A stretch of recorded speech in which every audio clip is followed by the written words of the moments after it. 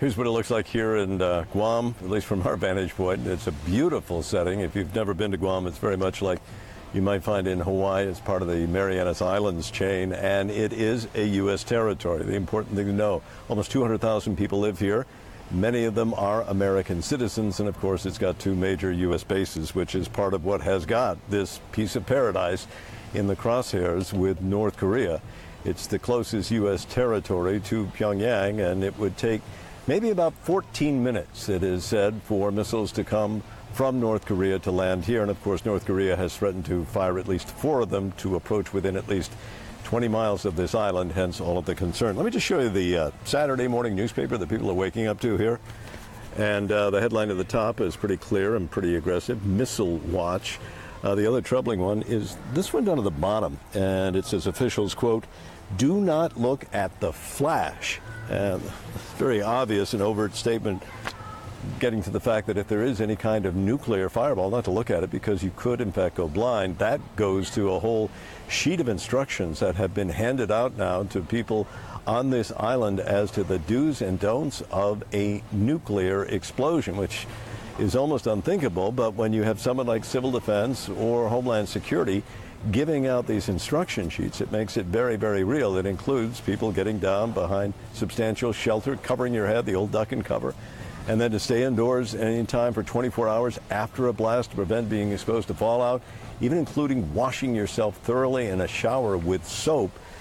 But don't use conditioner, which apparently continues to attract the radioactive fallout. When you hear it in that detail, it becomes very disturbing, even though government officials say there is no sign of any increased threat against this island or the people who live here. So that's why you can look at the scene behind me, see people having a great day at the beach, and yet not necessarily feel there is an undercurrent of concern.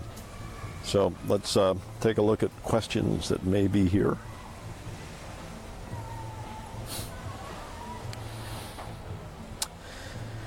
How are normal people dealing with these threats? Has normal life been disrupted? On the surface, no. But there are people who, at least from reading and hearing from people, are struggling how to have a conversation. It is, everybody talks about it. I think the concern is, what is the level of fear?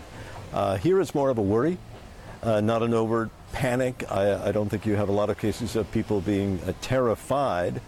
There was an article in the paper today, tell your children. How do you talk to your children about this? And it's a very good point. They see the news. How do you try to explain there could be a threat, but not to get that terrified? So the level here is one of anxiety and concern. It's definitely not one of panic, and it has not appeared to disrupt daily life as yet. Are there any visible preparations by the U.S. military, more jets in the air, that sort of thing? The U.S. military has said that they have not done anything to increase their level of preparedness. We have not seen military jets, say, flying over the island here. There are routine missions that do fly from here to the Korean Peninsula, but that's not as a result of any uptick of tensions. That's just been part of the standard operating procedure here, and usually it would involve a B-1 bomber or 2 of them. They're escorted by fighter jets, and then of course they need refuelers as well. But again, that has been standard practice. That is nothing out of the ordinary. In fact, the thing you see flying most here are just really large jumbo jets bringing in all the tourists. Has there been any threat like this before? And are people accustomed to being targeted? There have been. The most notable was back in 2013 when, again, North Korea was talking about Guam. I think the way that people describe it as this time being different, or perhaps feeling more real, is that, number one, you of course have seen a much more aggressive and a much more beefed up missile program on the part of North Korea. And then on top of that, there's been a change in leadership in Washington. And by that I mean with President Donald Trump, a man who openly expresses his disdain and openly has made very strong statements against North Korea. At the same time, you have a North Korean leader who makes very strong statements against the United States. So I think that there is a concern here that what is different is that you've got 2 men who verbally are not likely to back down and could actually maybe talk themselves into some sort of extremely dangerous situation. That's the difference between now and, say, a couple of years ago. Rachel asks if there are adequate shelters for people, and what are they supposed to do at the worst that happens? Well, one of the things they've been telling people to do to prepare, in addition to stocking up and having food and water for at least 3 days, is to try to figure out where the nearest kind of substantial cement structure or shelter is located. That would probably, in many cases, be a school or some sort of public building. Remember, this is an island that is in the middle of Typhoon Alley, so they have had some what are called super typhoons come through here with wind speeds of close to 200 miles an hour. So they have already dealt with needing substantial structures. It's not to say that these are ones that are prepared for a nuclear kind of fallout, but the initial safety or precaution would be to get behind some sort of solid structure, and they're encouraging people to figure out where those places are now before anything happens, because again, the warning is expected to only be about 14 minutes in length. What was the mood towards North Korea before all the saber rattling began?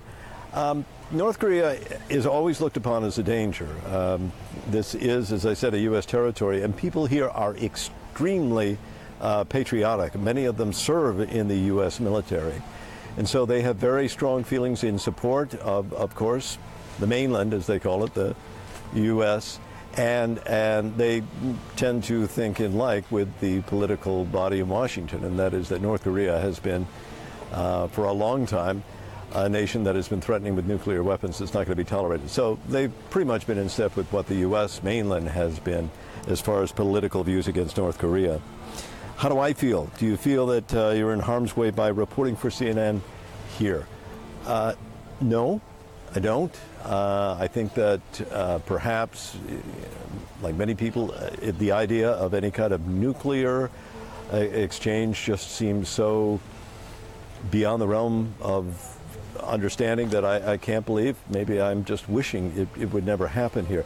It should also be pointed out that North Korea has said that it may launch missiles in this direction, 4 of them that would land about 20 miles offshore, coming from roughly, that direction.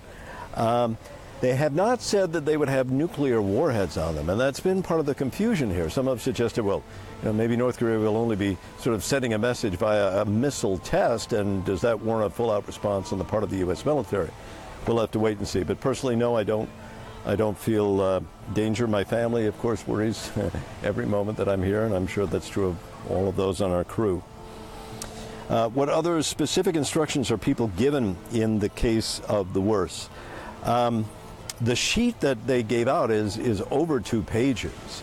Aside from one seeking immediately to get on the ground or to get into a substantial building, they're also telling people to cover your heads. If you grew up, as I did during the Cold War, that duck and cover, it's very much what's being told to the public today, to stay inside, to stay away from windows, from any blast structure. They're saying that, you may see a flash, but if the explosion is some distance, it could take 30 seconds or more for the blast wave to come. So don't necessarily think if the flash has gone past that everything is going to be all right. No, the worst may still be on its way. And then, they get into the whole how to clean yourself afterwards and to remain sheltered in place for 24 hours. You can imagine, what if your children were at school when this happens? The children are going to remain at the school. That's already been said. The parents are expected to stay at home, and everybody heartbreakingly stays in place. I mean, there is what is supposed to happen, and then there is what is human nature. It's hard to believe that the rules and the kind of indicators of how you should act are going to be fully followed in the event of the worst. Let me go back here. Justin asks if any allies would come to our aid if Guam were attacked. Well, I think already there has been talk of Japan and South Korea. It should be understood that, Guam has a number of substantial defensive systems in place. The THAAD, this is this sophisticated weapon system that has also been installed in South Korea. It's an anti-missile defense program. In addition, between here and North Korea are, I would say, a good number of U.S. warships, many of which have their own anti-missile capability. So it's quite possible that they could intercept anything along the way, and then, of course, the ability to respond afterwards. There are many U.S. bases all around the Pacific that have a way to respond. It isn't necessary for other nations to come in. The question would be a humanitarian effort here. And that's a very good question. How do you respond if the worst were to come? And I haven't seen that one explained here. How does help come in? Or would Guam have to wait for a while on its own? These are the kind of questions that nobody ever expects that they would have to consider. And yet suddenly it's been thrust into the mindset of many people, not just here, but across this region. And it just seems so odd in a place that seems so beautiful that people wait and worry about what could happen at almost any time. It would be preceded by sirens that would be alerting the public here. There would also be warnings on radio and television, and because it is the modern world, they would also let you know if missiles were incoming via a tweet on Twitter and also a posting on Facebook. That's the world it is. That's it from Guam. Thanks very much.